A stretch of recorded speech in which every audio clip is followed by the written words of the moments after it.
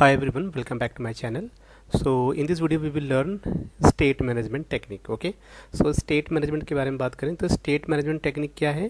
देखो जितने भी वेब एप्लीकेशंस होते हैं वो क्या होते हैं, टोटली स्टेटलेस होते हैं.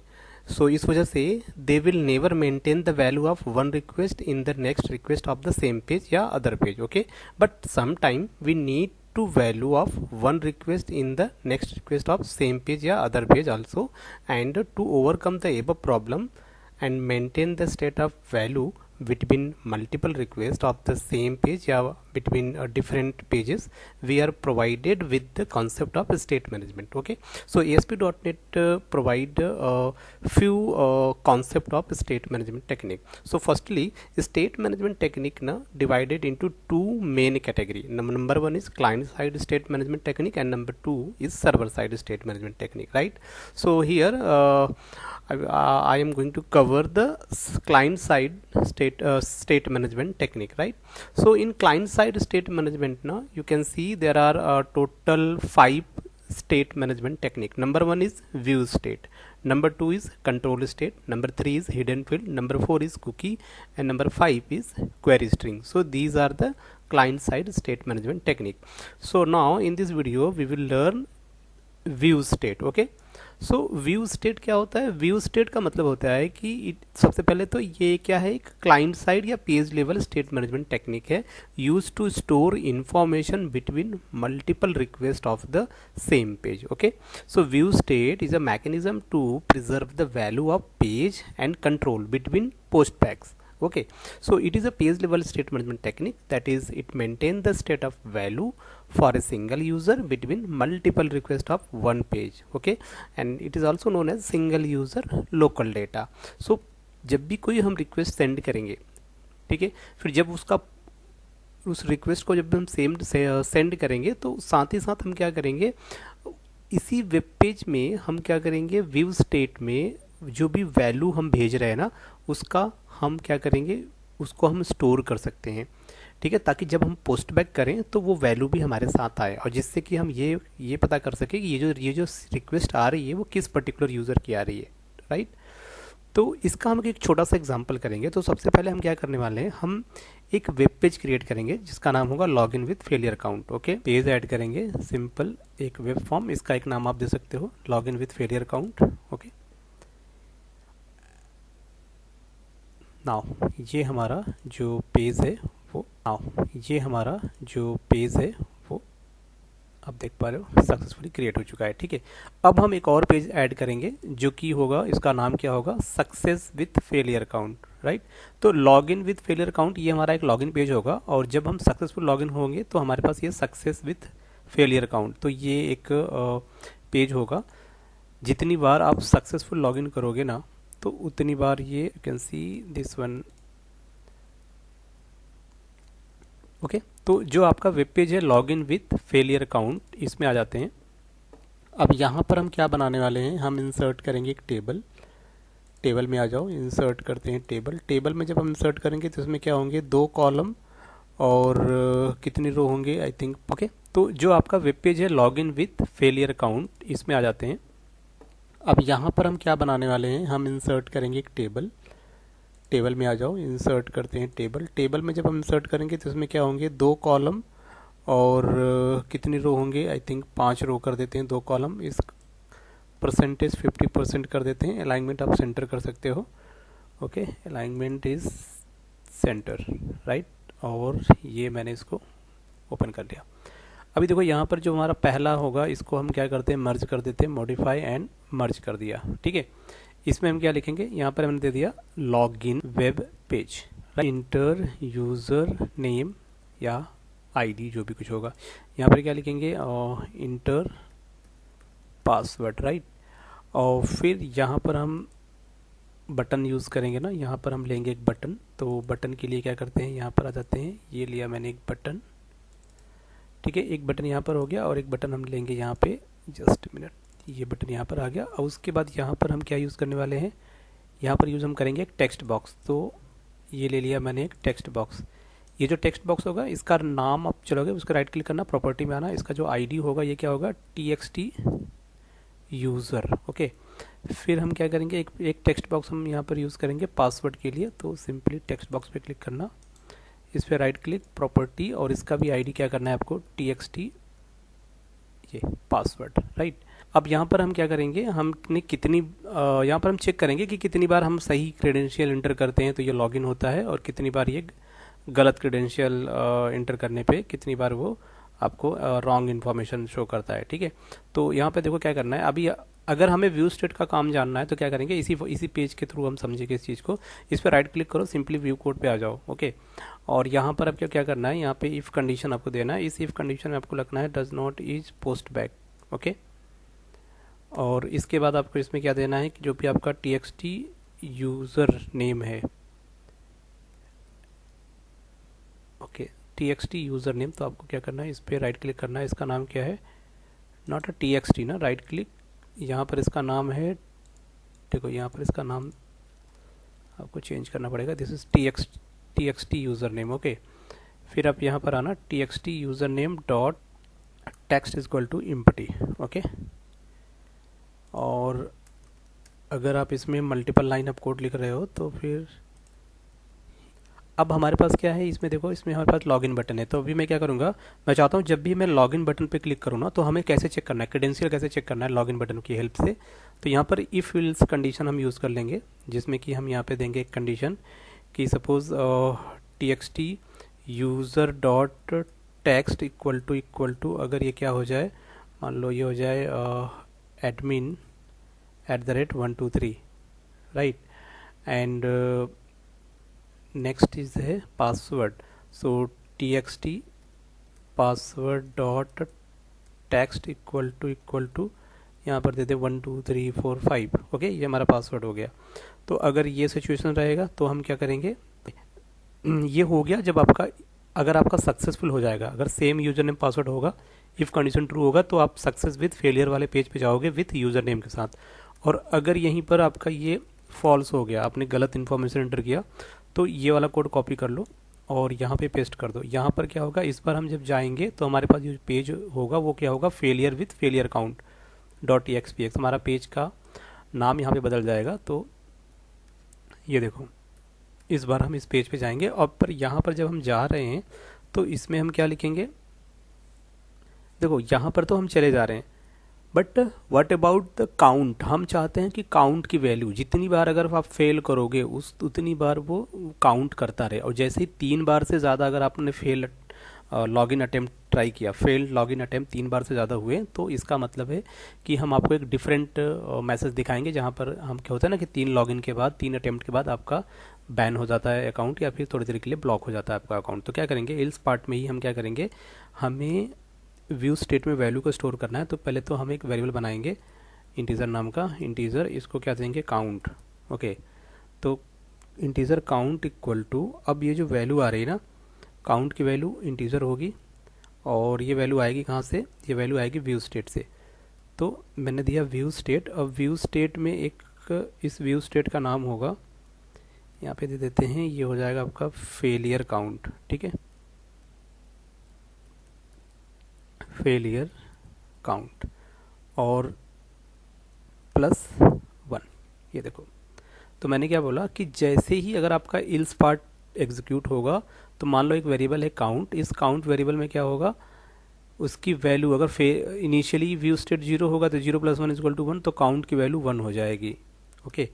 एंड अगर काउंट 1 की वैल्यू 1 हो जाएगी तो यहाँ पर हम लगाएंगे एक इफ स्टेटमेंट, और यहाँ पर हम क्या मेंशन करेंगे, ये जो हमारा काउंट है, मैंने बोला अगर काउंट की वैल्यू इक्वल टू 3, ओके, अगर काउंट की वैल्यू 3 के बराबर है तभी हम इस पेज पे जाएंगे, किस पेज पे, फेलियर काउंट पे। और अगर 3 से ज़्यादा है तो इस केस में हम इस पेज पे मूव नहीं करेंगे, ओके। आप यहाँ पे भी इफ एल्स लगा सकते हो। तो अभी हम यहाँ पे क्या यूज़ कर लेंगे, सिंपली हम लिखेंगे व्यू स्टेट, और जो भी आपके व्यू स्टेट का नाम है, क्या नाम है, फेलियर काउंट, ये देखो, ओके, इक्वल टू काउंट। और हमारे पास क्या है, एक मैसेज हमें शो करना है। मैसेज शो करने के लिए इस पेज पे हमें क्या चाहिए, एक लेबल चाहिए। तो यहाँ पर हम लेंगे एक लेबल, ये लिया लेबल हमने, ठीक है, इसका नाम क्या है लेबल 1। इसकी प्रॉपर्टी में आ जाओ और इसका सिर्फ मुझे फॉर कलर क्या करना है, लेबल का रेड कर देना है। ओके, देन इसके बाद हमारे पास क्या है, label 1 dot text maximum are 3 only. हमारे पास रीसेट बटन बाकी है, तो रीसेट बटन पे करो डबल क्लिक। तो रीसेट बटन पे सिंपली क्या करना है, जितने भी कंट्रोल है आपके पास, like txt user dot text equal to txt password dot text, okay, equal to L equal to क्या होगा, ये इम्पोर्ट हो जाएगा। एंड आपके पास क्या है, एक लेबल भी है ना, label 1 dot text equal to, ये भी इम्पोर्ट हो जाएगा। जस्ट मिनट, ओके, ये देखो ये भी इम्पोर्ट हो गया। और एक काम और करेंगे कि आपका txt यूज़र नेम पे फोकस आ जाए। ओके, तो ट्राई कैच हो गया अपना। अभी हम क्या करेंगे, ये जो पूरा इफ और एल्स का कोड है ना, इसको हम क्या करेंगे, यहाँ पे ट्राई ब्लॉक में लगा देंगे, ठीक है। अब यहाँ पे देखो ये क्या कह रहा है कि अगर ये इफ़ कंडीशन ट्रू हो जाएगा तो आपको सक्सेस विद फेलियर काउंट वाले पेज पे जाना है। और यहाँ पर क्या है कि जब आपके काउंट की वैल्यू 3 होगी ना, तभी जाके हम क्या करेंगे, इस पेज पे मूव करेंगे, जब काउंट की वैल्यू 3 होगी। ओके, तो इस केस में क्या करना है आपको, ओके, तो इधर देखो, राइट, तो मैंने क्या ट्राई लगा दिया, यहाँ पे कैच लगा दिया, और ट्राई ब्लॉक के अंदर ये जो भी हमारा कोड था वो पूरा कोड मैंने ट्राई ब्लॉक के अंदर कर दिया है, ठीक है। अब मैं क्या करूँगा, इसको फिर से एग्जीक्यूट करूँगा। यहाँ पे देखो राइट क्लिक करो और रन करो। इसके पास क्या है, ये है यूज़र नेम admin@123, हमारा जो पासवर्ड है 12345। और जैसे मैंने लॉगिन पे क्लिक किया तो सडनली देखो हम सक्सेसफुल पेज पे चले गए। देखो सक्सेसफुल पेज पे हम चले गए, और इस पेज पे राइट क्लिक करो, व्यू कोड में आ जाओ, ठीक है। यहाँ पर प्लस और यहाँ पर लिखेंगे हम वेलकम टू द साइट, ठीक है। और जैसे मैंने लॉगिन पे क्लिक किया तो यहाँ पर देखो हम आ चुके हैं, इस वाले पेज पे आ चुके हैं, ठीक है। यहाँ पर क्या कह रहा है, हेलो, फिर बंदे का नाम और वेलकम टू द साइट। तो दोस्तों देखो यहाँ पर मैं क्या करने वाला हूँ, मैंने एक छोटा सा इफ़ कंडीशन लगा दिया। इस इफ़ कंडीशन की हेल्प से मैं क्या करूँगा, मैं चेक करूँगा कि जो हमारा व्यू स्टेट है अगर वो नल तो नहीं है, ठीक है। हो सकता है कि हम फर्स्ट टाइम, ये हमारा पहला रिक्वेस्ट हो फेलियर का, और उसमें उस टाइम पे क्या होगा, हमारा व्यू स्टेट टोटली नल है। तो अगर हमारा व्यू स्टेट टोटली नल है तो फिर हम काउंट में हम क्या करेंगे, यहाँ पे काउंट में हम नल की वैल्यू को इंटीजर में कन्वर्ट करके इसमें स्टोर करेंगे, नहीं हो पाएगा, ठीक है। तो इस वजह से यहाँ पर वो एरर दिखा रहा था, ठीक है। तो अभी हमने क्या किया, हमने क्या कि देखो अभी हम क्या करते हैं कि भाई इनिशियली मान लो हमारा काउंट है, ये वेरिएबल, इधर देखो दिस इज काउंट, ये यहाँ पे मैंने क्रिएट कर दिया काउंट। काउंट के बाद मैंने क्या किया, मैंने किया कि भाई चेक करो कि आपका जो व्यू स्टेट है वो नल तो नहीं है। अगर आपका व्यू स्टेट क्या है, does not equal to null, अगर नल नहीं है तो क्या करेंगे, काउंट की वैल्यू में हम 1 का इंक्रीमेंट कर देंगे। नहीं तो इल्स पार्ट में आ जाओ, यहाँ पर क्या करेंगे, यहाँ पर आने के बाद हम क्या कर देंगे, काउंट में हम 0 का इंक्रीमेंट कर देंगे। इधर देखो क्या कर देंगे, काउंट में हम 0 स्टोर कर देंगे, राइट। अगर काउंट नल नहीं होगा तो जो भी पुरानी वैल्यू होगी उसको इंटीजर में कन्वर्ट कर दो और उसमें 1 का इंक्रीमेंट कर दो, और नहीं तो काउंट की वैल्यू क्या हो जाएगी, 0 हो जाएगी, ठीक है।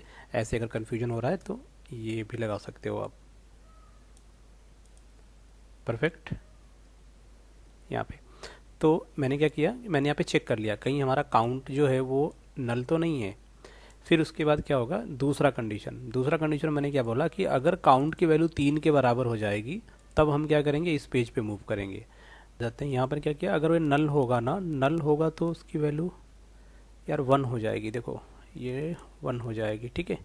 अब सही है, ओके। अगर इनिशियली वो क्या होगा, अगर इनिशियली फेलियर ये नल है तो उसकी वैल्यू 1 हो जाएगी, ठीक है, 1 हो जाएगी इनिशियली। तो इससे क्या होगा कि सिर्फ 3 बार के बाद आपको बार बार, मतलब जैसे आप 3 बार गलत ट्राई करोगे आपका वो अकाउंट क्या हो जाएगा, मतलब वो आपको बताएगा कि आपने फर्स्ट अटैम्प्ट पूरा कर लिया, सेकंड अटैम्प्ट पूरा कर लिया, ठीक है, इस तरीके से। तो देखो फर्स्ट टाइम पे मैंने क्लिक किया तो कह रहा है पहला अटैम्प्ट आपका हो चुका है, ठीक है। अभी उसके बाद मैंने क्या किया, अब ये दूसरा अटैम्प्ट मैंने ट्राई किया, देखो यार सेकंड अटैम्प्ट भी आपका फेल हो गया है, मैक्सिमम 3 ही है, ठीक है। अभी उसके बाद मैंने क्या किया, अब ये दूसरा अटैम्प्ट मैंने ट्राई किया, देखो यार सेकंड अटेम्प्ट भी आपका फेल हो गया है, मैक्सिमम 3 ही अलाउ है, ठीक है। और उसके बाद अभी मैंने एक और यहाँ पे कर लिया, तो जैसे ही तीसरा अटेम्प्ट हुआ ना, तो सडनली आपका जो पेज था वो, आप जो थे ना वो इस वाले पेज पे आ गए, फेलियर काउंट वाले पेज पे आ गए। अभी हमें क्या करना है, एक छोटा सा कोड लिखना है फेलियर काउंट के लिए। तो वापस यहाँ पर आ जाओ, इसमें आपके पास फेलियर है ना ये वाला पेज, इसके राइट क्लिक करना यहाँ पे, ठीक है। अभी जो कोड मैंने सक्सेस के लिए लिखा था ना, सक्सेस के लिए जो कोड लिखा था सेम वही कोड कॉपी कर लो। अब सिंपल है, वही कोड कॉपी कर लो, फेलियर के लिए भी आके यही कोड आप यहाँ पे पेस्ट कर दो। ओके, हेलो वेलकम टू, यहाँ पे देखो क्या लिखा हुआ है। तो यहाँ पे वेलकम टू साइट था, पर अब फेलियर के लिए हमें क्या करना पड़ेगा, इसको चेंज करना पड़ेगा। तो पहला हो गया आपका रिक्वेस्ट, रिक्वेस्ट में नेम चाहिए, फिर क्या है आपका, हमें काउंट भी तो लेना है, तो मैंने बोला इंटीजर काउंट की भी वैल्यू चाहिए ना हमें। जस्ट मिनट, काउंट, और काउंट की वैल्यू कहाँ से आएगी, ये होगा इंटीजर डॉट पार्स INT। अब ये वैल्यू कहाँ से आ रही है, रिक्वेस्ट डॉट काउंट से आएगी, ये वैल्यू कहाँ से आएगी, just a minute, request dot count से आएगी। ओके, इसको कर देते हैं हम यहाँ पे। अच्छा, अब ऐसा क्यों हो रहा है, ध्यान से देखना। अब ये वैल्यू कहाँ से आ रही है, मतलब रिक्वेस्ट काउंट से आ रही है ना। फिर हम क्या लिखेंगे, रिस्पॉन्स डॉट राइट में क्या लिखेंगे, हेलो नेम, बंदे का नाम जो भी नाम है, और यहाँ पर जो मैसेज है इसमें हम काउंट भी शो करेंगे, ठीक है। तो क्या लिखेंगे हम, you have failed all the, इसके बाद आपको देना है प्लस, और आपका जो वेरिएबल है काउंट की वैल्यू, ठीक है।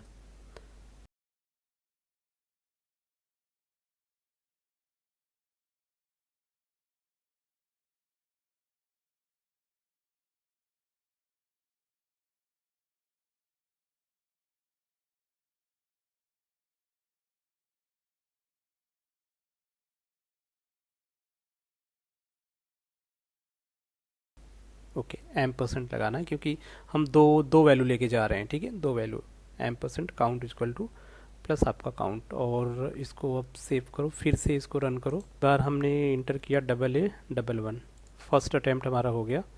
दूसरी बार BB और यहाँ पर पासवर्ड 22, ये हमारा सेकेंड अटैम्प्ट हो गया।